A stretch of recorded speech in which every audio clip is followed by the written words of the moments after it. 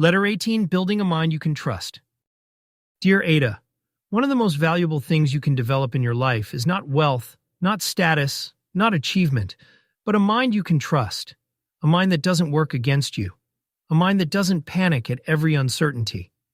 A mind that doesn't distort reality with fear or insecurity.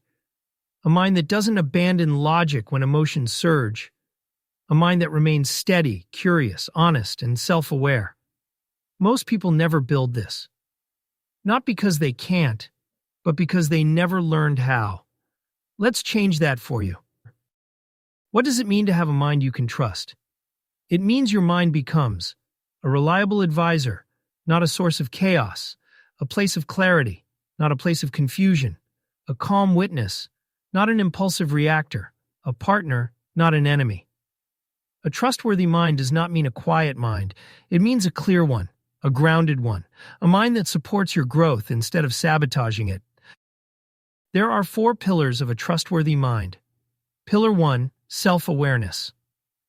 The ability to notice your own patterns, especially when you're reactive, anxious, triggered, or emotional. Self-awareness lets you say, I'm having this feeling, instead of, this feeling is the truth. This alone prevents countless mistakes. Pillar 2, emotional regulation. This isn't suppression. It's the ability to pause, to breathe, to wait, to not respond from the first wave of emotion. A trustworthy mind knows that feelings are weather, not commandments. Pillar 3, intellectual integrity.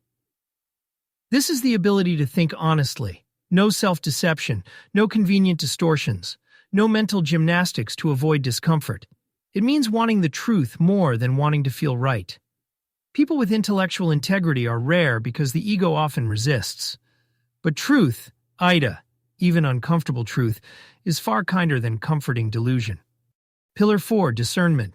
The ability to separate. Signal from noise pattern, from coincidence, desire from direction, intuition from fear, fantasy from possibility, truth from performance, words from actions.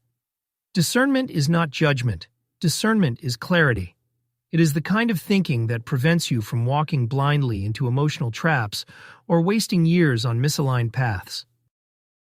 Most people's minds betray them in predictable ways. They confuse emotion for truth. They confuse desire for destiny. They confuse attraction for compatibility.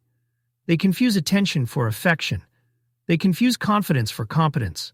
They confuse familiarity for safety. They confuse intensity for meaning.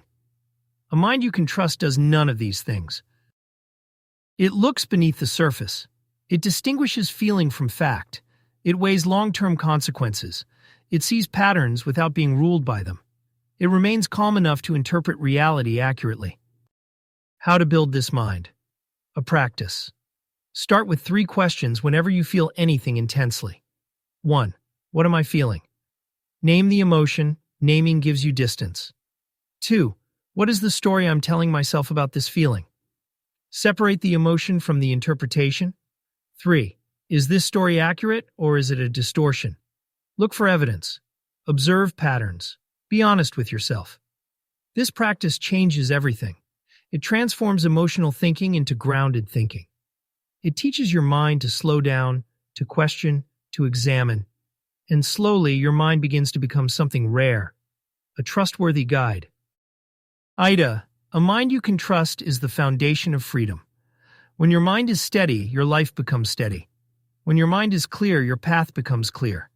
When your mind is honest, your choices become honest. When your mind is grounded, your relationships become grounded. When your mind is trustworthy, you become trustworthy to yourself.